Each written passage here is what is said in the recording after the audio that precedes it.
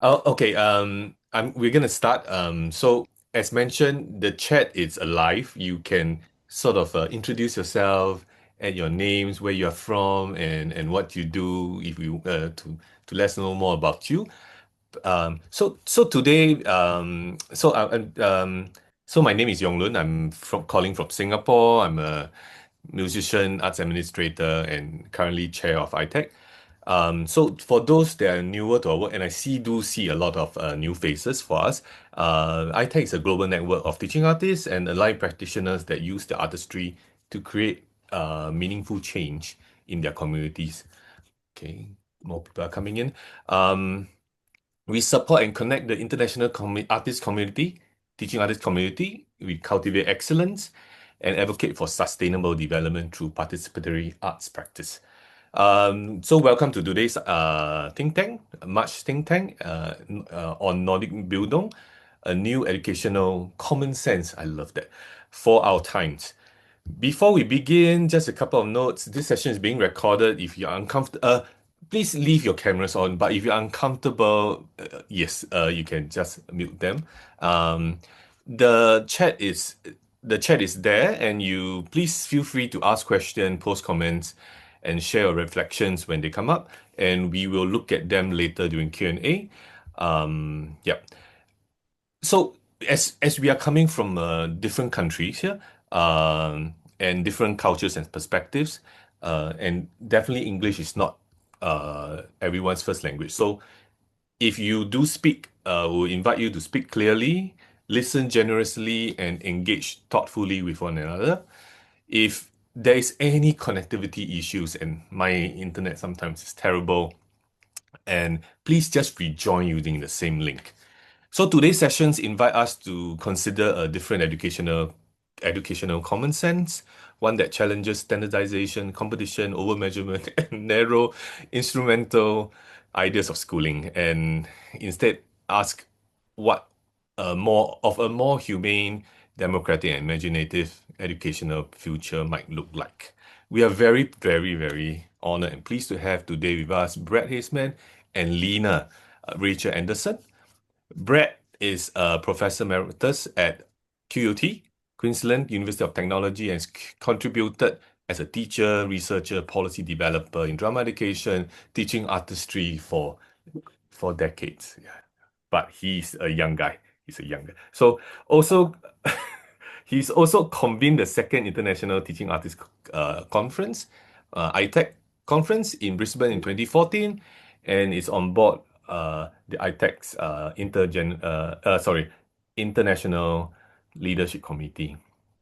We also have Lena Rachel Andersen, is an economist, author, and futurist whose work focuses on Bildung. Let me let more people in. Democracy and societal development. Anyway, okay. She has written extensively on the Nordic Bildung tradition and how it may offer important insights for education and the future of society. We are very delighted to have them both with us today.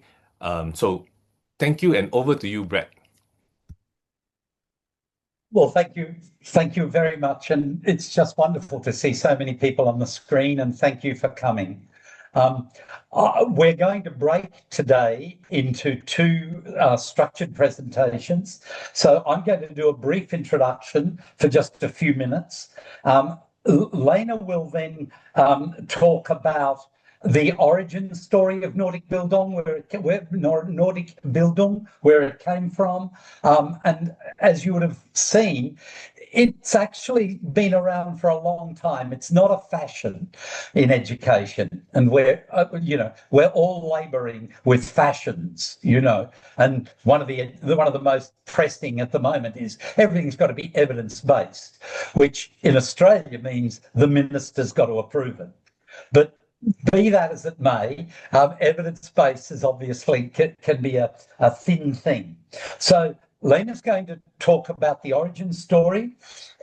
I'll have a brief comment at that point about why I saw the connection between Nordic Bildung and teaching artistry. Then Lene is going to talk about the Bildung rows, and these are the domains of knowledge that constitute the poetic and the power of Nordic Bildung. And I will then end this by talking briefly around how we build allies and what allies are important to us just now. Because what I argued in doing this think tank was that it was a way of sharing with an ally, a long-standing, highly regarded ally from the Nordic countries, what it was that we had in common. And I'll be quiet and throw to Lene. But before I do, I will say this. What grabbed me immediately about Nordic Bildung when I started to dig into it was it has two important petals on the Nordic Bildung rose. One is storytelling. In an age where we've replaced stories with algorithms, storytelling remains at the heart of what we do and why it's important. And secondly, aesthetics stands as a feature of Nordic Bildung. So with storytelling and aesthetics in the mix, it had to be an alignment between teaching artistry and Nordic Bildung. So, by way of introduction, over to you, Lene. Thank you. All right, thank you very much. Very wonderful. What a wonderful day to start the day. Way to start the day to meet so many people from around the globe and get to talk about Bildung. So first of all, I assume that the word Bildung is probably a new word to a lot of people. And the fastest way I can introduce it is to say that there's two different kinds of knowledge. It's the transferable kind of knowledge, which is what we're really good at in the formal educational systems. So it's all the stuff you know about the world that you like math, science, the traffic rules, how to cook a meal, fix a bicycle, or any kind of practical knowledge also, the transferable kind of knowledge. But there's a different kind of knowledge that we cannot transfer, and that is life experience. So that can be falling in love, having a child, establishing a family, somebody breaking up with you, and you can try and explain it as much as you want to somebody else, but if they don't have the experience, they won't know what you're talking about. So if I say to a friend, oh, I just fell in love and he's so wonderful, and the friend has also been in love, they know exactly what I'm talking about. But if they have not been in love, they're going to be like, is she crazy or what? Why is she, freaking out over this? So, so it's two different kinds of knowledge. And Bildung is how we bring that together and become part of our society with the transferable kind of knowledge that allows us to function in society and know what's going on in the other one, which is the maturity, the upbringing, and the roots into our own emotional life, but also into our aesthetics and storytelling, because one of the few ways that we can actually transfer knowledge about the personal life experience is through the arts, is through aesthetics, is through poetry and music, because then we can resonate emotionally with a story, with a piece of music, with some art, for instance. So actually becoming a whole person and functioning in your society with the necessary knowledge and also having life experience is very much what Bildung is about, or that is, we can have more of that throughout life, and it never stops. And what I've been struggling with for the past 10 years, and before that I wrote mostly about technological development and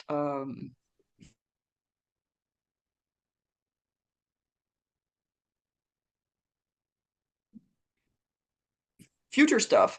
Trying to do women, and the way that I describe Bildung is to make it so specific and exact that we can talk about it as educators and say, is this something we contribute to or not? Do we give people more transferable knowledge? Do we add to their life experience and their emotional development? And meanwhile, keeping it so fluffy that we cannot measure it. Because once you start measuring emotional development, you kind of ruin it, because then people start performing instead of actually being honest about what they're thinking and how they're feeling and who they are and stuff. So there's a balance there.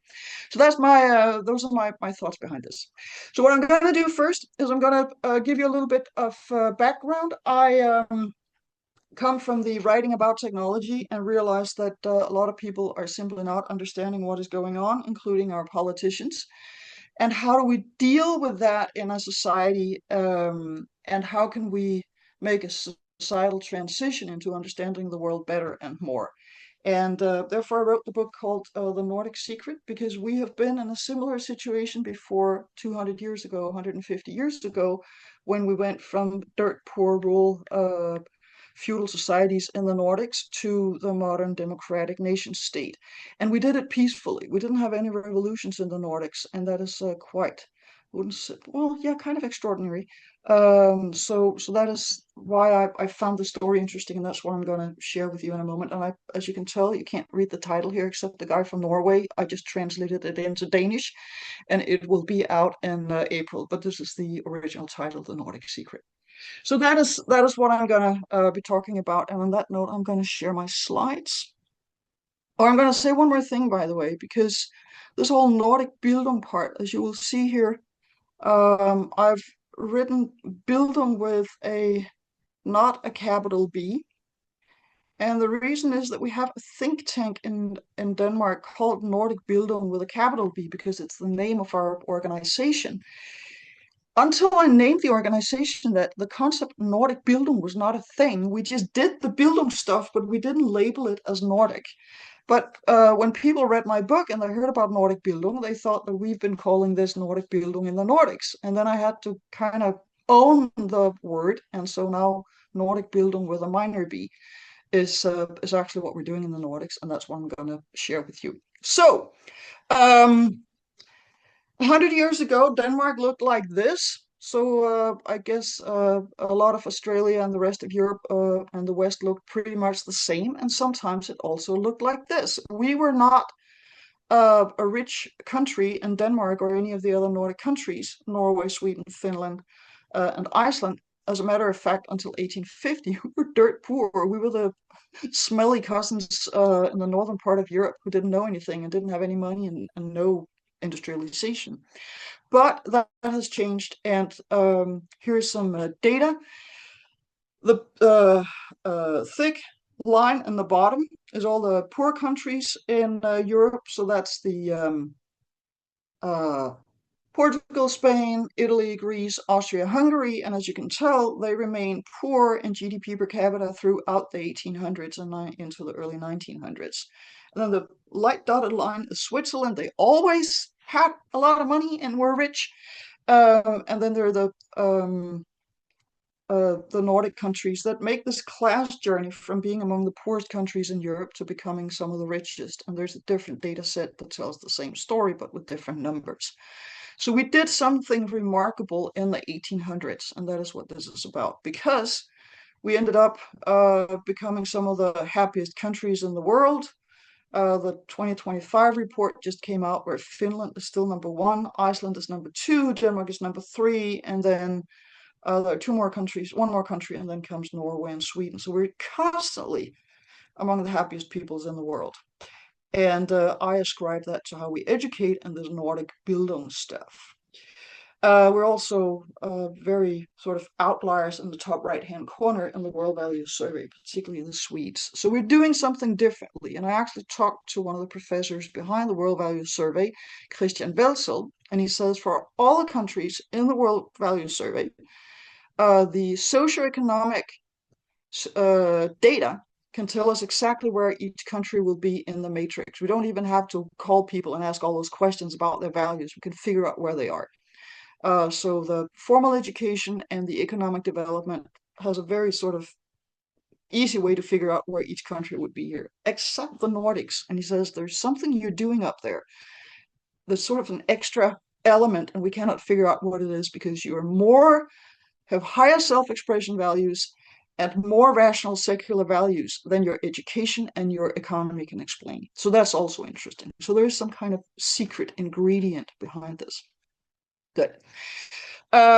one of the things that I do in the Nordic Secret is that I compare the original concept of Bildung to modern developmental psychology. And that's that vertical kind of development, because in modern developmental psychology, there are different models that describe it very concretely. And that is very useful when I then look at the old German Bildung texts and how people described Bildung before we created the Nordic version of it. And so there are some overlaps. If we look at developmental psychology first, it's an analytical tool. There are different ways of surveying how people understand the world, how they act in the world, and how they perform in the world. But it's an empty structure. It has no culture. It has no poetry. It's like you can apply it to any kind of person anywhere in the world, and it won't care if you are a very dedicated community organizer in a rural area in, I don't know, Idaho, or you are a New Zealandish Maori leader who runs a community center and performs the haka every week. I mean, that kind of depth is simply not present in the developmental psychology. But what they both deal with is our consciousness, our conscience, our sense of self, and how that evolves over time. And then what Bildung is about all the cultural stuff, all the meaning-making things that allow us to have a fulfilling life and to actually relate deeply and emotionally with other people and to have a language and symbols for it. So there's a lot of poetry, there is lore and narratives and all this stuff that allows us to actually have those roots into our social and community and cultural fabric, and also into ourselves. And one of the things that we can do with storytelling and with art is that we can actually sort of stretch that emotional muscle, particularly when we read literature where we identify with interesting and complex characters. So that is part of Bildung. Robert Keegan has 5 different phases in life that he describes. Some find the model controversial. It's a map, and like every map, it's not the landscape, but it allows us to talk about how we evolve over time and to get a vocabulary for it. So one of the things that he says about the big child from the age of 6 to 12 is that we need I call it self-consolidating. We've discovered that we are in the world, that we have a certain personality and perhaps like spaghetti better than we like pizza. We like bicycling, but we don't like running. There's something about me that's consistent over time. And I need to consolidate that to have a healthy childhood. And my surroundings need to confirm it in order for me to sort of land in myself. But we still need adult authorities outside us, and we need boundaries in order to function. We cannot set up collective rules on our own, but we learn to play according to rules. Then during our teenage years, we become self-governing, which means that we internalize the norms of society, and we can govern our own behavior according to other people's expectations, which is really crucial, because otherwise you can't participate in social life. You cannot be a responsible adult. And people won't trust you if you cannot play by the rules and norms of society.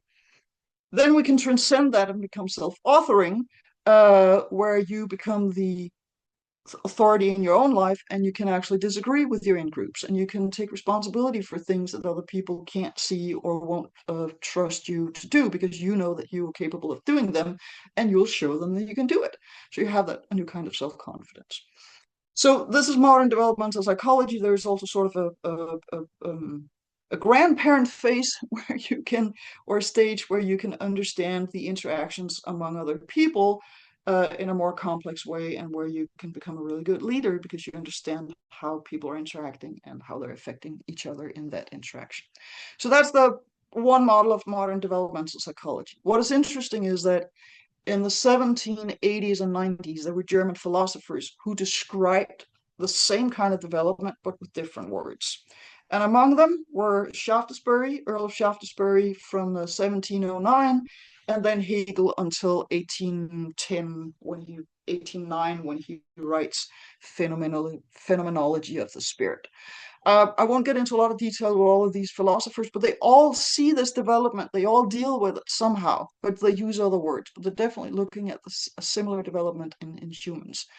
My favorite is Friedrich Schiller, who talks about there being 3 kinds of humans.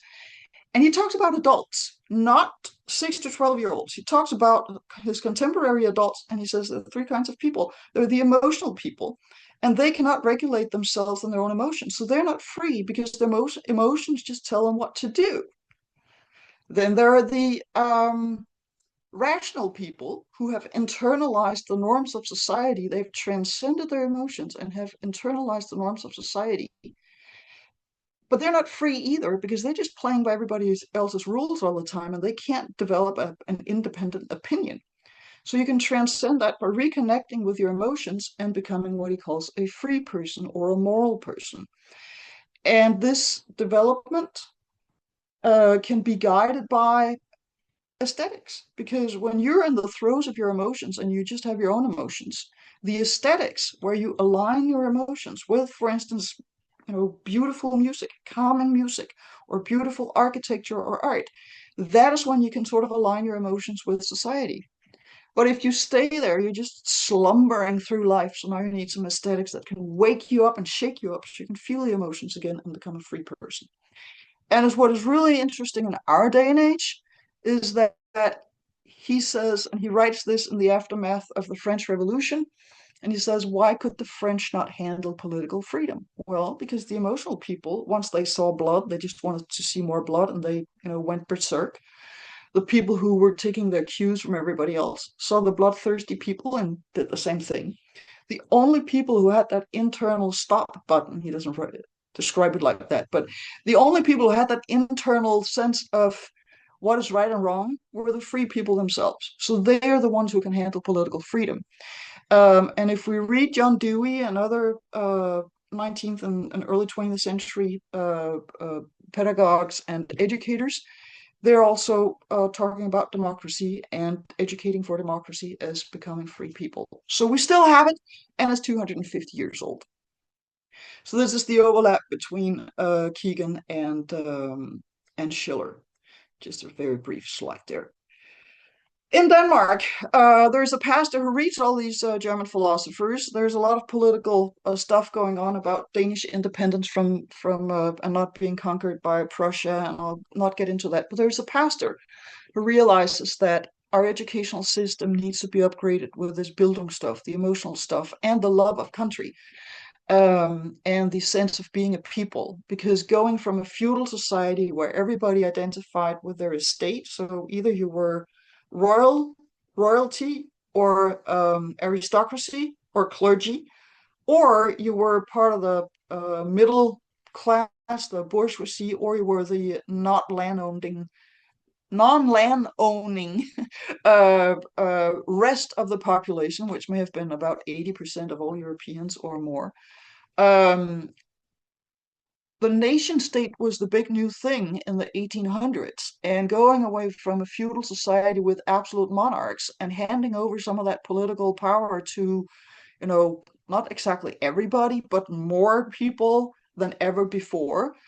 There was a huge worry that we would have a French Revolution in Denmark and elsewhere as well. So how do you deal with that? And he came up with, we need the Bildung stuff, and we need to not just have Bildung for the bourgeoisie, with all of this art and education and understanding of the world that is part of this development that Schiller and the other people described.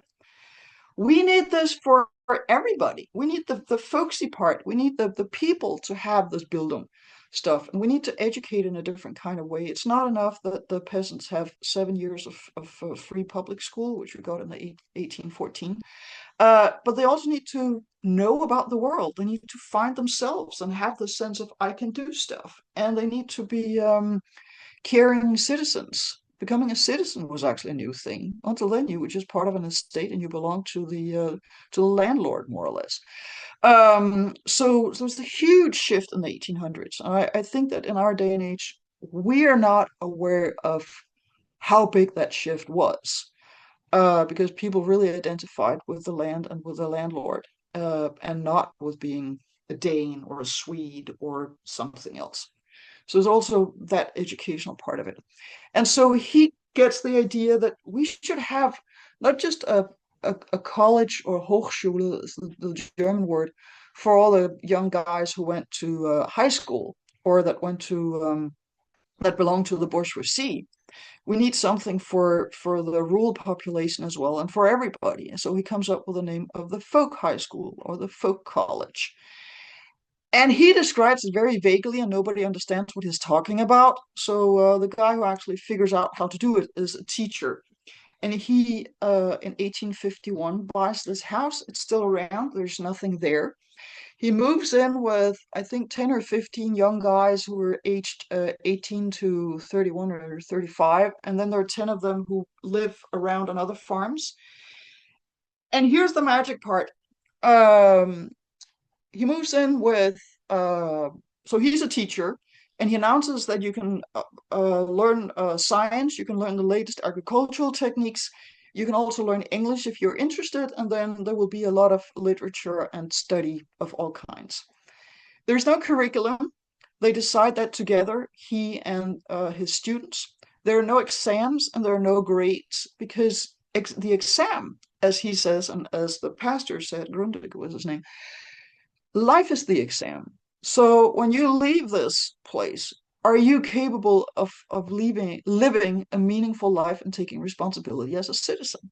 So that's the exam, and you cannot test that when you leave the program. Along with him is another teacher who's a physics teacher, which means that those young farmhands who had 7 years of school can ask pretty much any question regarding math or the stars or physics and chemistry or soil or anything. So those two men can answer that when they're interested in learning it, because it helps the understanding of the pupils are interested in the answers. And then the teacher, Kristen Colt's sister, who's 23 years old, moves in and does all the cooking. But I assume she also teaches them how to cook and how to sew in a button or how to pluck a chicken and all that stuff that was traditionally women's stuff. So this is a completely new way of educating.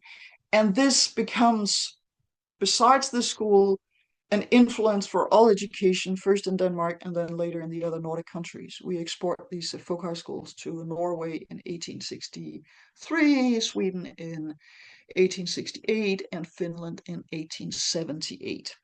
And since the 1870s, it has been about 10% of all Danish youth who have spent 3 to 5 months in one of these schools, which are boarding schools, which also means that you live together with other people.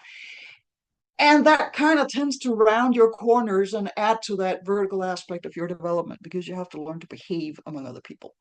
So those were the words about the background for the Nordic Bildung. This is the core, and it has worked for about 150 years, and it has influenced the rest of our educational system.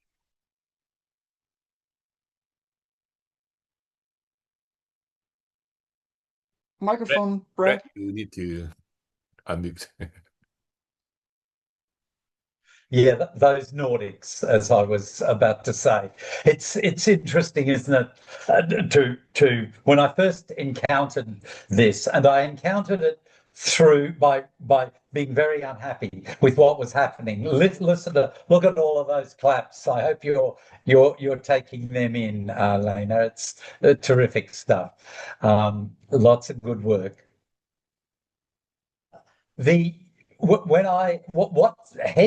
What drove me to head in the way of Nordic Bildung was really that book, The Nordic Secret, but also my deep disgruntlement with what education had become. And I mentioned some of those in the comment around a new common sense for education.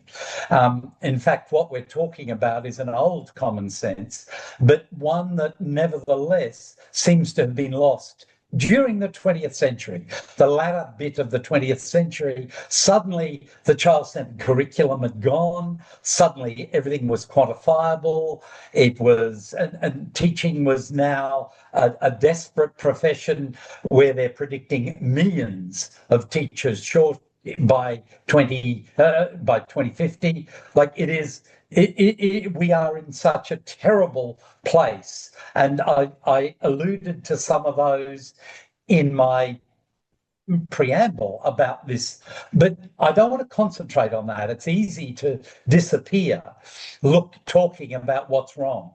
Instead, I think it's how we grapple with these challenges. And it seems to me we're faced with many of the similar challenges right now in education, although there is AI and other complexifying matters. But it seems to us that the other thing that I loved about Nordic Bildung, and it's the headline of Lene's work, which is beauty and freedom. And it just seems to me those two terms capture what we're talking about in this day and age. The loss, the fact that beauty is under stress, however I know that's not a neutral term, but also freedom seems to be being treated extremely carelessly as well. So common sense, that idea actually comes from Gramsci. When Gramsci was in prison, one of the things he wrote about was the problem of common sense. And he wrote, there's a beautiful, and again, I didn't use it in this, but the old is dying and the new cannot be born. And I think, in a sense, that's the moment we're in now. The old is on its way. Modernity, the problems of modernity globally, what it's done through colonizing powers and the like. Really, we're in and we have to even acknowledge that as we talk about Nordic Bildung. What is it? Is this just another colonizing force? So I think that was the first thing, beauty and freedom. I think the notion of schooling is extremely important in terms of the folk high schools. And I visited Lene. I hate to do this now because I can see a progression of people heading to Copenhagen and Lene. But and there are more people who need to know about this. I felt we would be an ally because with teaching artistry, I felt this very strongly because of that aesthetic, because of it embraces community and it embraces those folkloric dimensions of identity building that's not about nationalistic chauvinism or jingoism. It's not that, but it is a sense of grounding a person in the identity of the world in which they find themselves and they are born into. So that was extremely important. And I had the good fortune of visiting one of the folk high schools and seeing it at work. And I had the good fortune of actually at Elsinore, it was the school at Elsinore where Hamlet comes from. And it was a terrific thing to actually sit in a group meeting where they were all of the students and staff were doing a significant, tough set of conversations about how they wanted the place to run. So it absolutely addressed that governance question. More importantly, though, I wanted to pick up on, and I'll use Lene's own phrase, stretching the emotional muscle. This is what we do as teaching artists. We work in the spaces of affect, of emotions and feeling. And we do work with that muscularity. And I'll talk a little bit about this after Lene introduces the Bildung Rose to you. But I'll talk a little more about that. And certainly what we're starting to become evident through neuroaesthetics, particularly, that actually the way we feel actually has been terribly undervalued and understated in our existence. So I think I'll leave it there. We'll go back and you got a chance to reconnect with that Bildung Rose now, the heartbeat. Now you've got the history. And yes, please put things in your chat. Please put questions you raise. It's very important that is a living document because we want to pick up on some of these questions so this doesn't, just becomes something we can tick off and move on from. Okay, so thanks again. Here comes the Bildung Rose. Well, thank you. So yeah, let me just start with a colonizing thing, because I'm not intending that the rest of the world should study Danish and sing the Danish songs or do the Danish folk dancing or anything.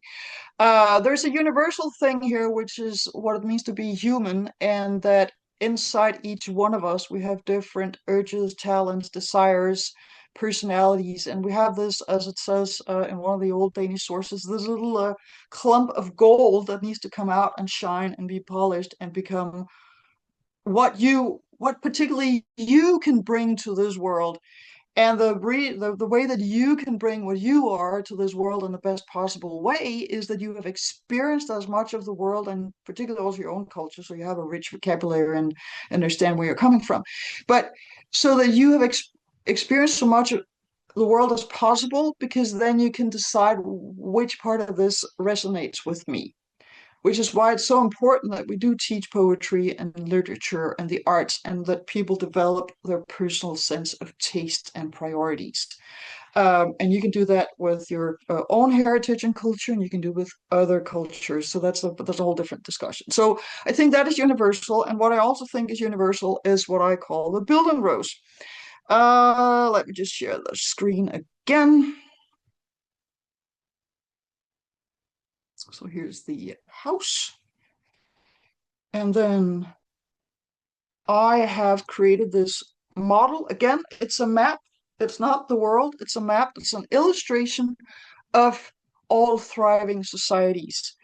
And by all societies, I mean every society from the smallest hunter-gatherer tribe to the biggest, most complex, technologically advanced society anywhere around the globe today. Because we all need production in society. That's where we get food, shelter, energy, and clothing and stuff. We can't live without it. We need technologies to produce all this stuff, from the stone axe to the computer that we're in front of right now. We use technology in order to produce all the stuff that we need. Aesthetics, beauty is a basic human need, and if we don't have it, we don't thrive. It can be body ornaments and makeup and clothing and jewelry and stuff like that, but it's also how we build things and how we decorate the things around us. If we can't have beauty, we just die on the inside. All societies have a power structure, can be from a group discussion around a bonfire in the hunter-gatherer tribe, or consulting the local shaman or medicine man, whatever they're called, to a modern parliament, army, police force, everything that has courts that regulate a million-strong society. All societies have, if not science in the modern way with peer-reviewed publications and a very kind of structure, but all societies have facts about the world that they need to know in order to survive. Don't eat those mushrooms, but you can eat those mushrooms. Don't drink that kind of sap coming out of the tree, but you can drink that kind of sap coming out of the tree. We wouldn't survive if we didn't have that kind of facts. In a modern world, we have more facts than ever before, and we have a method for it. But all societies have facts and knowledge about the world that will, decide life or death, and everything in between. Then we have narratives, and narratives are what hold society together. These are the stories that we keep telling about what it means to be a good person. And that can be anything from Greek or Norse mythology, the old stories, the Bible stories, to Superman, Batman, and all the modern stories about what is a good person. In the narratives, our moral values as a society are embedded. And then there's ethics. And the way that I distinguish between ethics and morality or moral values in this model is that morality or morals tell us how to behave in familiar situations. We've been there before, and somebody came up with a narrative that told us how to behave in that kind of situation. For instance, you're not allowed to steal from other people, can't take things out of their purse or their pocket and call it yours, or just take it and sell it. Cannot do it, not moral.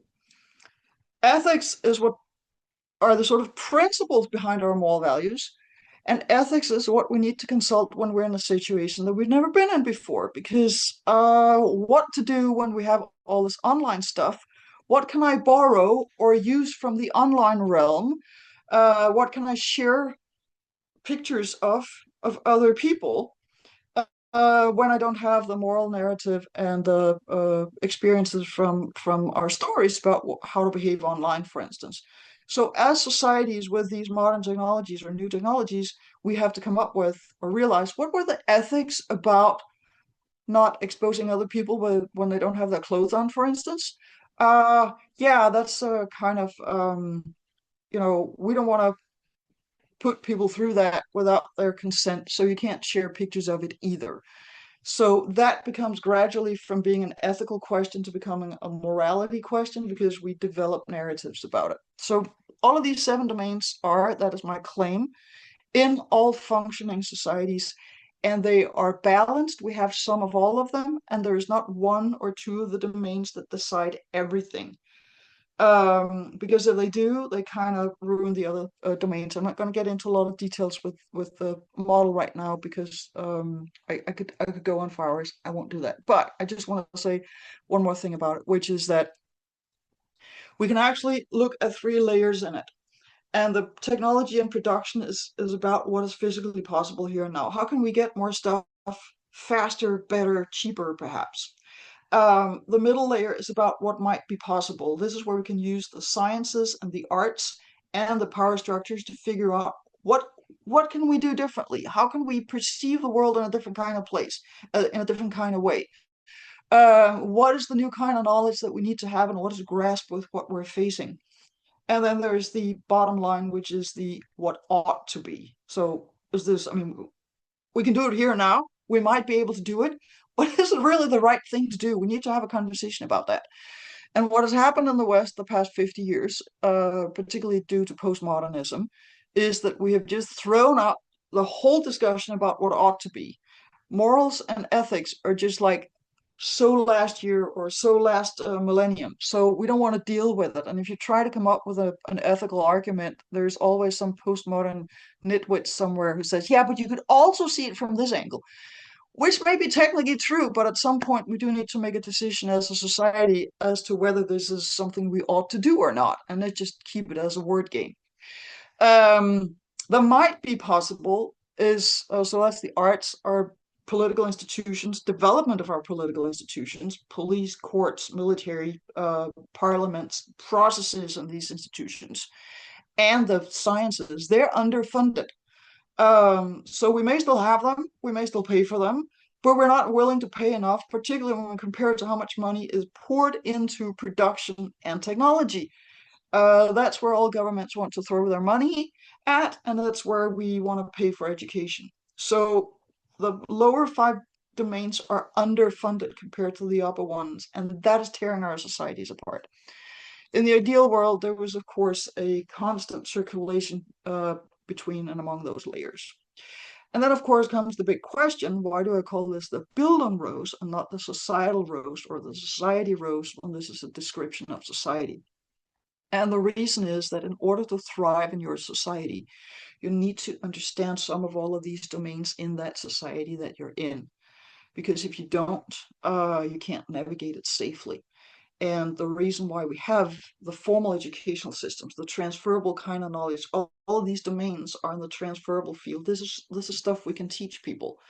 And we need to choose and prioritize to do it in all of the domains so that we can have rich and meaningful lives and understand the society that we're in, and hopefully also other societies, but definitely the one that we're growing up in, and where we're going to be citizens who get part of the political power.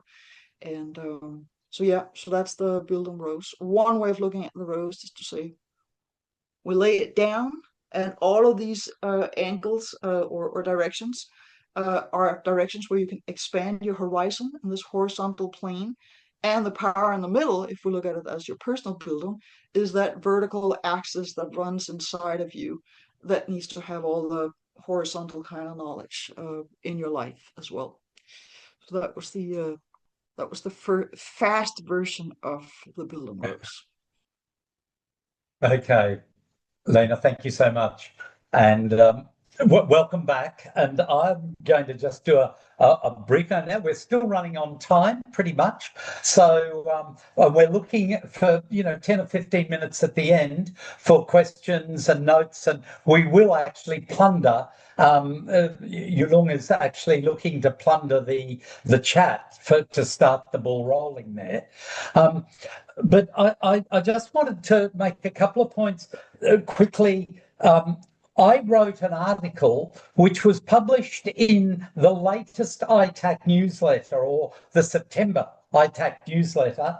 I called it Out of Step but in Deep, Teaching Artistry and Nordic Bildung. So you can find that it's actually in the forum. I think we've linked it into the forum as well. If not, I'll make sure we do that. But there's a lot of good stuff in that article about the points of overlap, but also material to introduce you to Nordic Bildung and to some fundamentals of teaching artistry if you're new to this field as well. So that's the first point that I wanted to make there. The next thing that I want to do is to just talk a little about stretching this emotional muscle, and because it seems to me that Nordic Bildung has embraced that, as you hear, but it is our trade. That is what we do.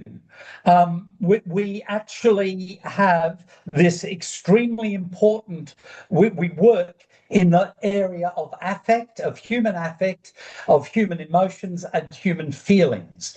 And of course, there's a lot to be said about what those, just what those three words mean. What do we mean? What's the difference between aesthetics and art? For instance, is art a species of aesthetics?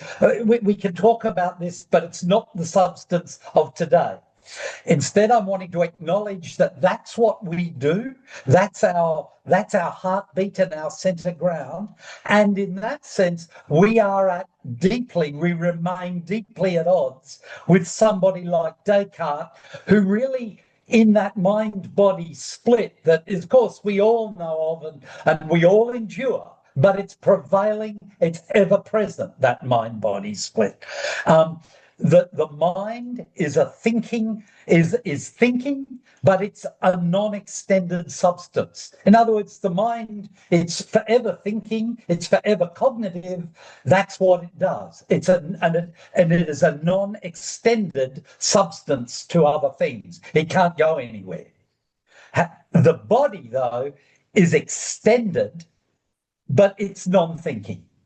And of course, we know that this is now deeply challenged. It's been modern Western metaphysics and science have built pretty much on that, many of those assumptions, and it has given us the mind-body problem, which is alive today.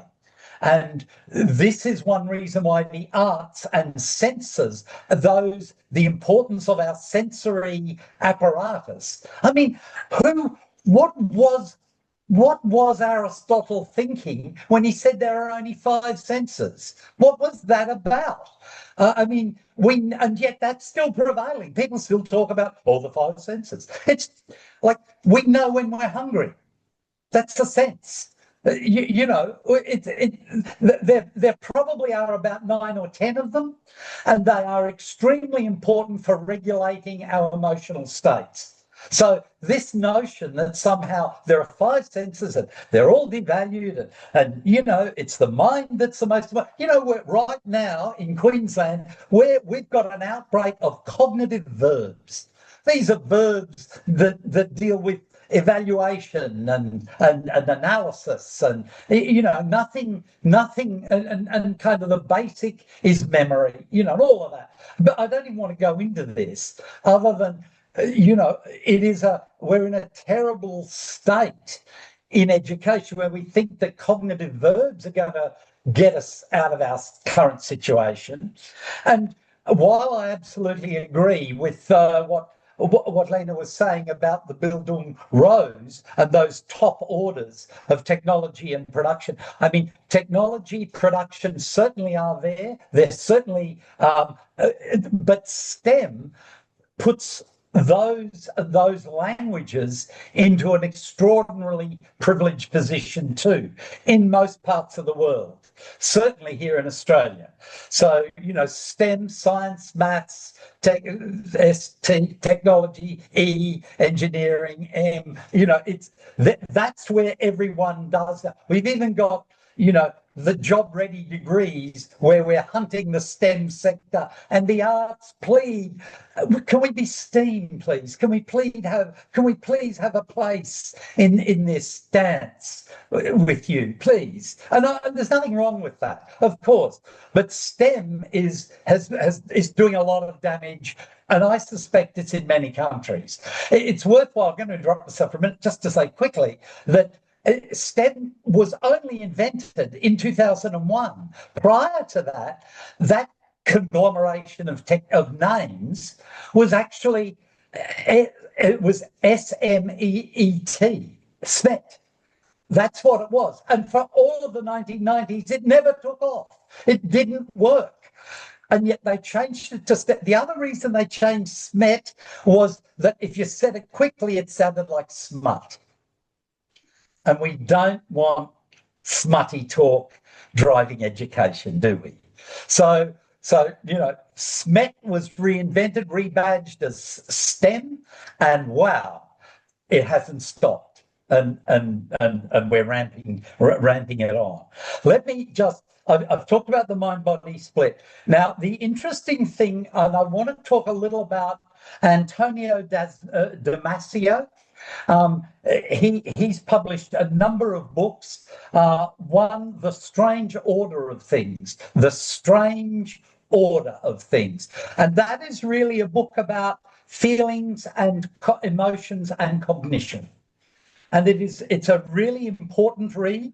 And he's published a follow-up book to that, which is called The Nature of Feelings, which is how we feel the things we feel. And what he makes clear is this, and this is the problem, why I'm ranting on about cognitive verbs. In the strange order of things, he says, feelings are not an independent fabrication of the brain. They are the result of a cooperative partnership of body and brain interacting by way of free-ranging chemical molecules and nerve pathways. So in plain talk, he says, brains and bodies are in the same mind-enabling soup. So I'll post where the page references to those if you feel, oh, this is kind of a fascinating thing. And as many of us have known this for a long time. I want to just quickly go to Susanne Langer before I wrap up. So Susanne Langer, she's a philosopher who did an enormous amount of work in the 1950s around the way our emotions play out and our feelings play out in the world. And I'm going to just bear with me while I read this to you. I'll try to make it as punchy as I can. This is what we call a person's inner life is the inside story of his or her own history, the way living in the world feels to him or her. The kind of experience is usually but vaguely known, because most of its components are nameless, and no matter how keen our experience may be, it is hard to form an idea of anything that has no name. It has no handle for the mind. It seems that feeling is a formless affair. She goes on to talk about, like, we know it as anger, or we know big, chunky emotions, but do we really know the nuance Do we really understand the refinements of our emotional and affective, of our inner life? The feelings generated by aesthetics and art are objectifications of our subjective or inner lives. They make feelings apparent, objectively given, so we may reflect on them and understand them. Now, I've just been reconnecting with Lene, and I think there's an aspect, like teaching artists, we work in education, we work increasingly in health. Social prescription is what we do now.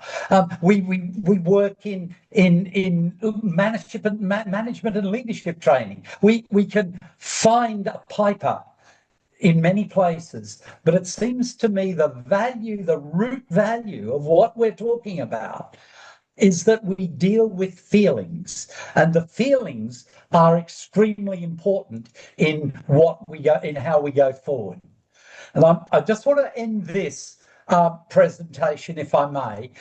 I want to end this with simply where we are in the forum. And I encourage you, please join the forum and come to it. I'll leave this stand as it is, but so I'm talking about finding feeling allies.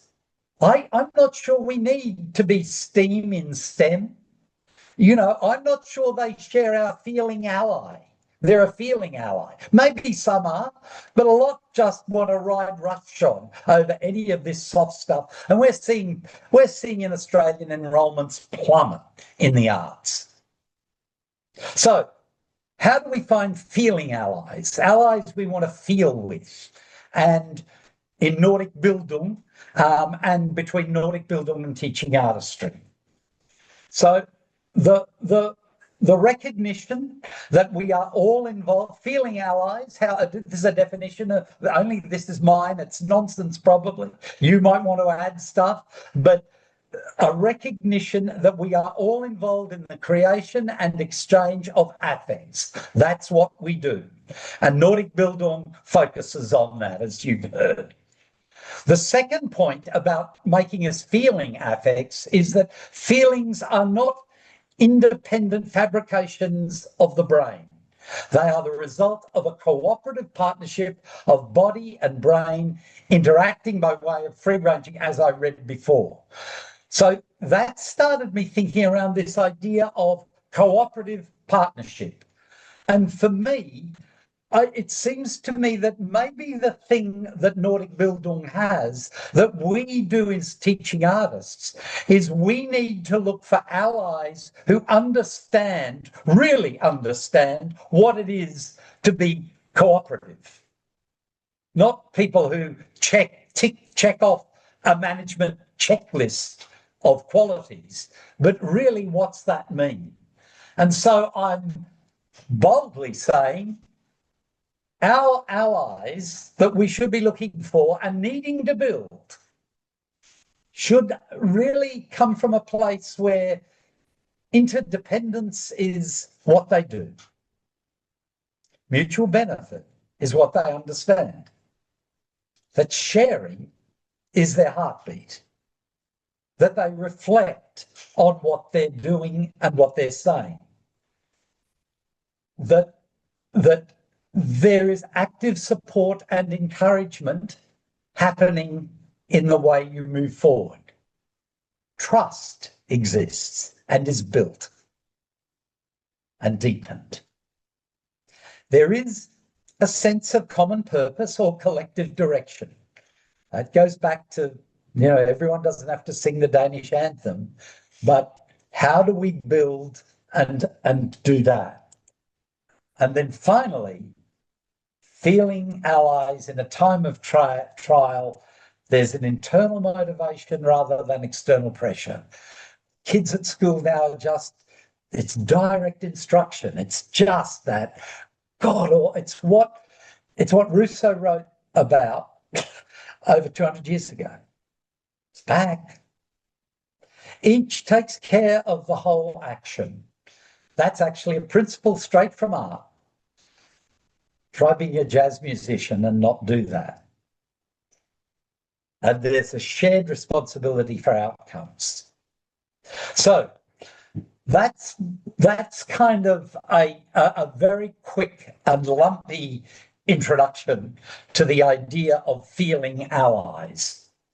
And I think what we need to look for in terms of who we connect with and who we hop in bed with going forward. So I'll stop that there. That really wraps up the presentational element of this, and we are 5 minutes over, but hopefully the story about SMET becoming STEM was too good not to share. So we'll leave that now, and I'll throw to Yulong to pick this up and wind up and wrap up a Q&A. Thank you, Brett and Lena. That was a fantastic presentation. A lot to think about. I can see the faces. You guys, okay. So let's just open the floor up for some Q&A. If you have to go, understand. But if you are able to stay back, please do so. I think Jeffrey had a question as well as Neil as well. Maybe we'll start with, okay, maybe Neil, you want to ask? Sure. First of all, thank you so much, both of you, Lene and Bradley. Wow, the richness and the heart and the passion comes through beautifully. Thank you so much. I guess my context shapes my question here. I work in arts and justice in Aotearoa, New Zealand, supporting creative programs in prisons. The work is grounded in relational, story-based approaches to identity and learning. Very, very interwoven and coming out of Indigenous frameworks and perspectives.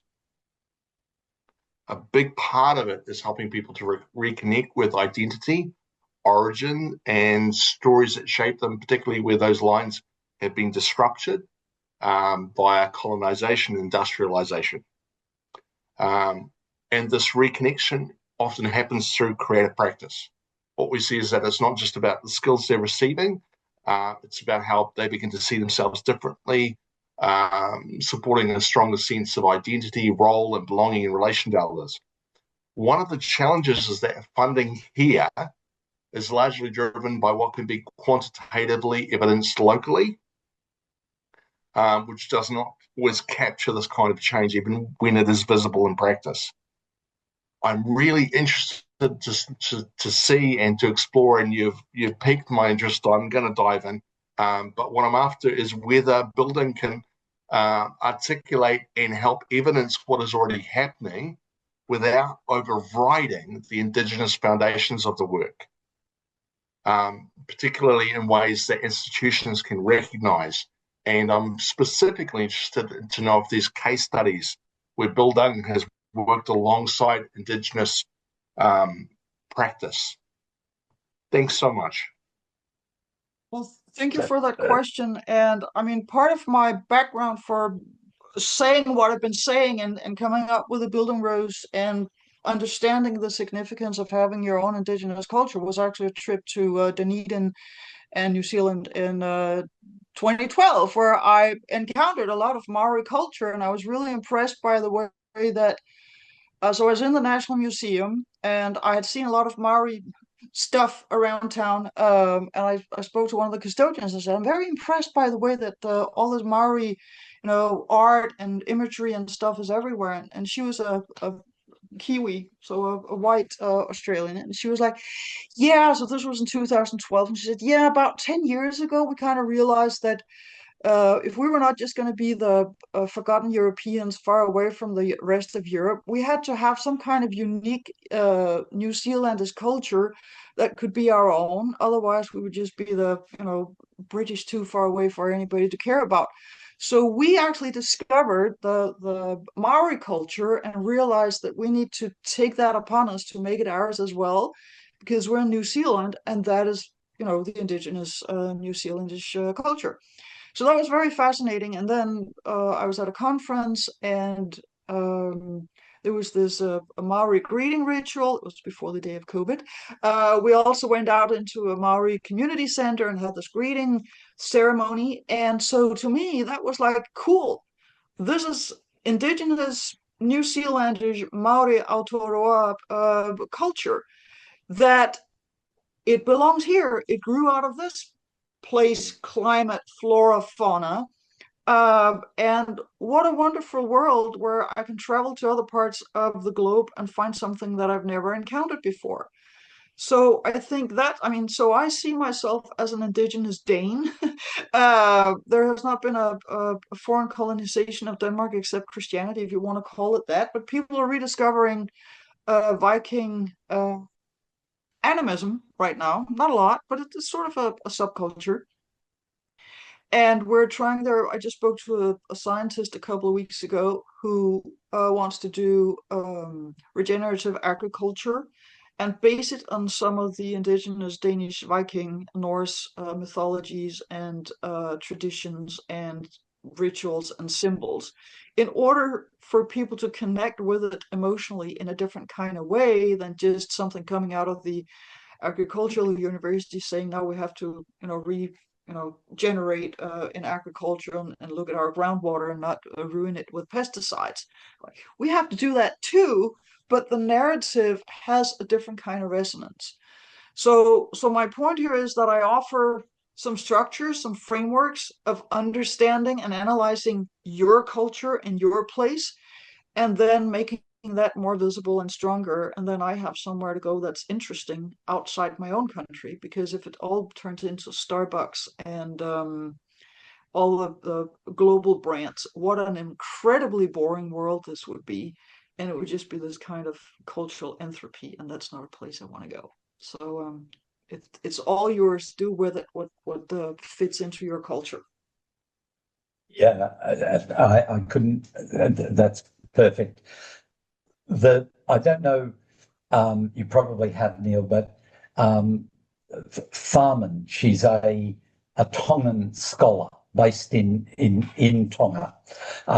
Maybe she's at Hawaii University, but she describes the arrival of Cook to the Pacific as being asked to speak in the language of an uninvited stranger.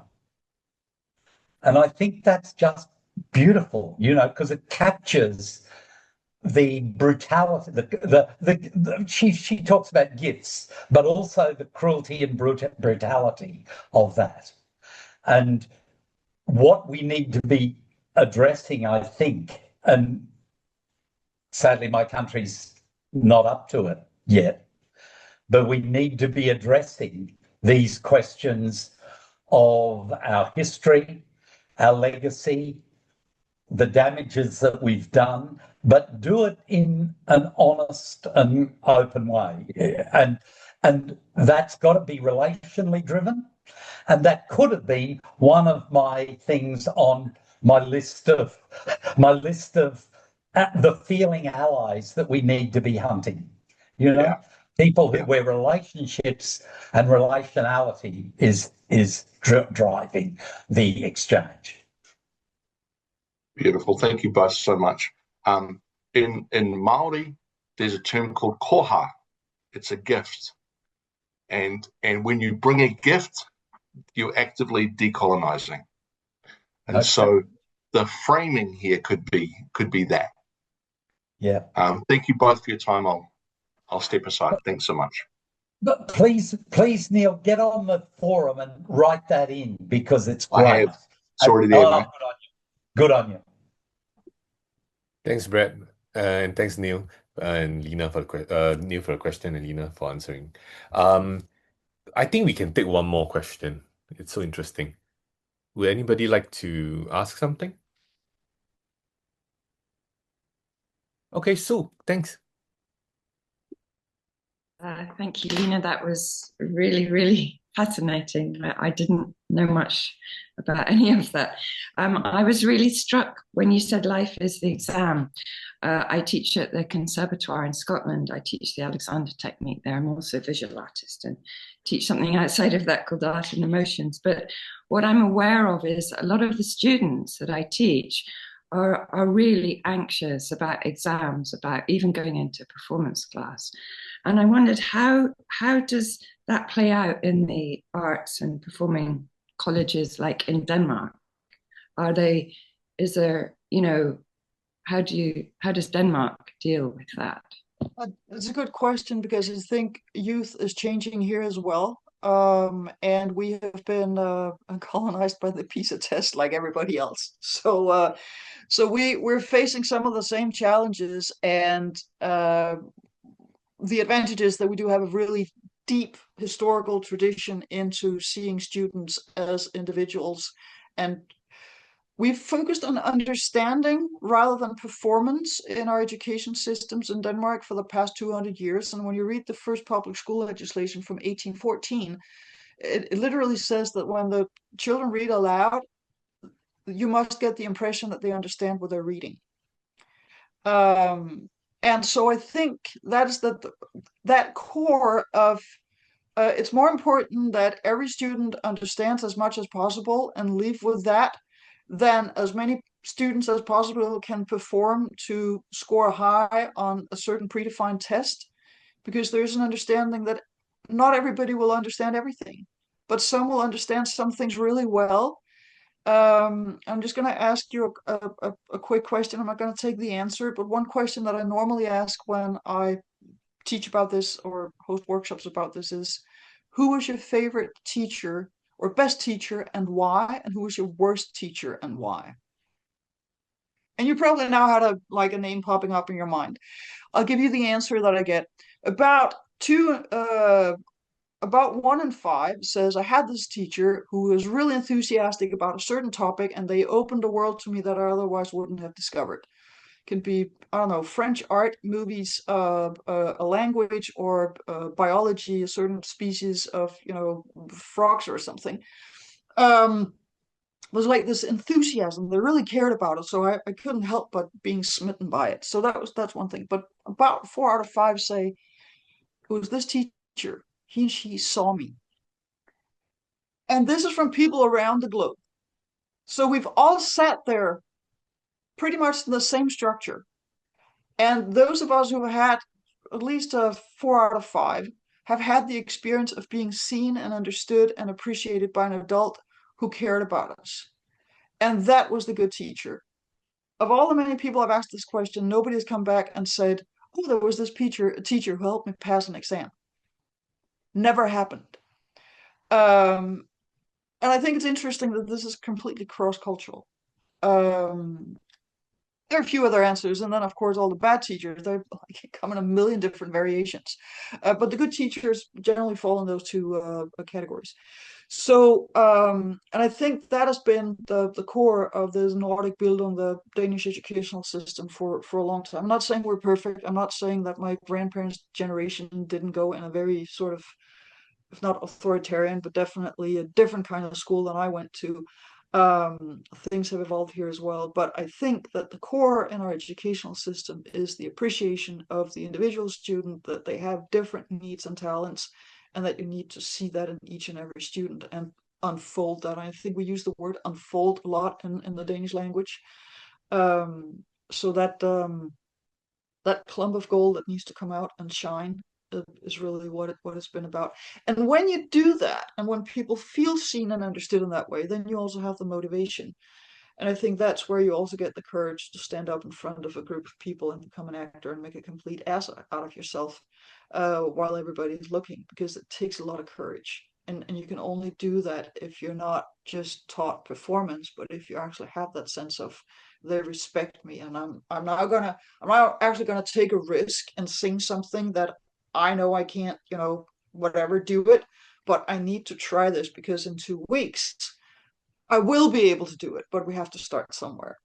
But I just spoke to a drama teacher yesterday, day before yesterday, and she said we have a different kind of high school students now. When they study drama, they don't want to put on plays. They just want to read the material.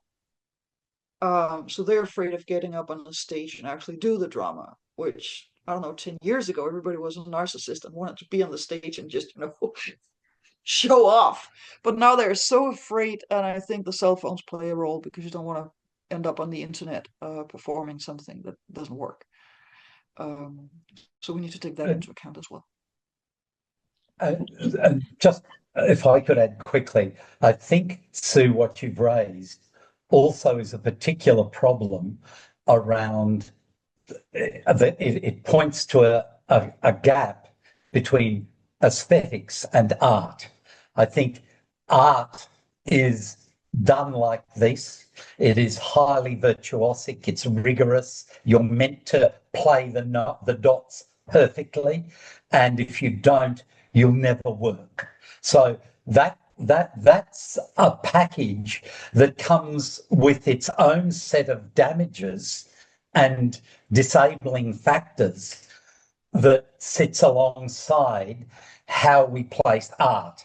And one of the issues I'm wrestling with is, what is the relationship between the broad aesthetic impulses of our sensory life, about what goes on there, and the fact that music is so incredibly popular amongst the sensate lives of young people, and yet art will constrain it in such a way that insists that it must be done like this, and the pedagogy is like this.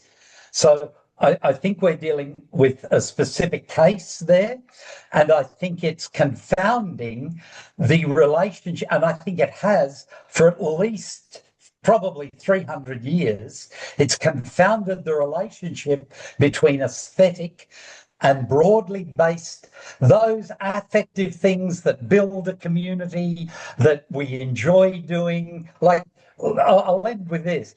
Why, given the planet's about to collapse, right? Why are we teaching flute and not teaching gardening to every child? Gardening, which has an aesthetic component, that you watch the plants grow, you get your hands dirty, it's an exam for life, you're building it, it's growing, they grow, you preserve it, you eat it, you preserve it, you keep it for when it's winter.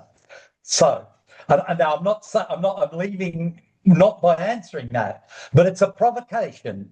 And it's a provocation that exists in the space between art and aesthetics, I think. I think Annie has a question. Can we just quickly have Annie answer, ask a question? Then, or you want to make a comment? Yes.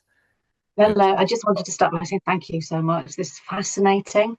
And my question's a bit more existential than anything else. The idea is that if we don't enable our particularly very young children to experience the arts, because our focus is on performance, our focus is on academic achievement, our focus is on knowledge, our focus is on those things, then what we don't get is children who can play, who can think, who have the language of possibility of all of those things, because they haven't been able to develop those skills of imagination, because what we're doing is teaching facts even from a very, very young age.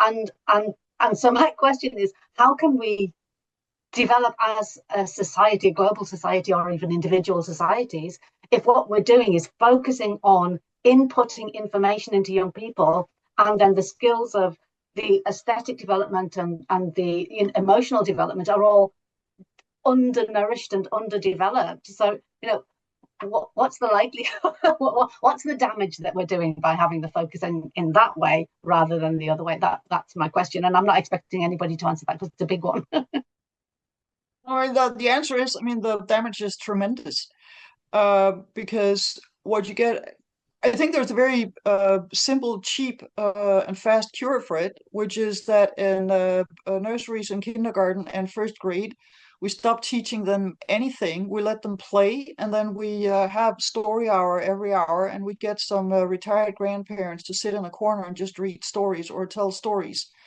And then we let them run out and play. And we do that for from their 3 to 7 years old. You can learn to read and do math at any point in life, but the window for learning to play, read body language, do stupid stuff, and self-regulate, that has to come early. So if I'd been a Minister of Education after COVID, I would just have banned all kinds of education in the school system once they could get back and say, you just go out and play for 6 months. And we won't teach you anything until you come asking for it, because they have been deprived of some of the most basic human learning opportunities and interaction Bildung processes by simply not having all the physical play that we used to have when we were children. And it's damaging. It's deeply damaging. And they don't learn to self-regulate. They don't learn to resolve conflicts. They don't learn what hurts on others. If you can't get into a fight and do stupid stuff, you don't see your friends crying, which is not a purpose in itself, but that's how you learn that you did something that hurt somebody. And the long-term effect, unfortunately, also, I think, is that we're going to have a generation of horrible lovers. Because if you can't read body language, if you can't feel your sexual partner, you can't have good sex. So if that is not a motivation factor, I don't know what is. We really should wrap up. We're talking about sex. I knew sooner or later we'd be talking about sex. I won't say anything other. Just I've been reading a little bit about the links between play and active citizenship, and exploring possibility and experimenting. So yeah. Okay. Thanks, Brad, and thanks, Lena, for today. It was a fantastic session today, and you can catch this if you want to look at it again at our YouTube page, and there are several other recordings there. The previous think tank was also super interesting, so please go and check it out. Also, just want to mention that we are having our ITAC conference, and if you want more of this for 3 days straight, then come for the ITAC 8 conference at Belgium, and that is in September. Yeah.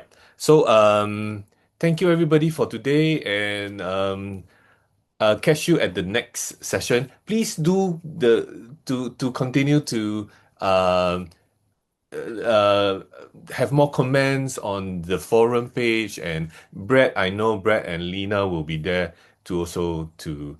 I'll be jumping on regularly, so please, we'd love to keep this cooking. Yeah. Okay. Thank you very much. Bye, Thank guys. you.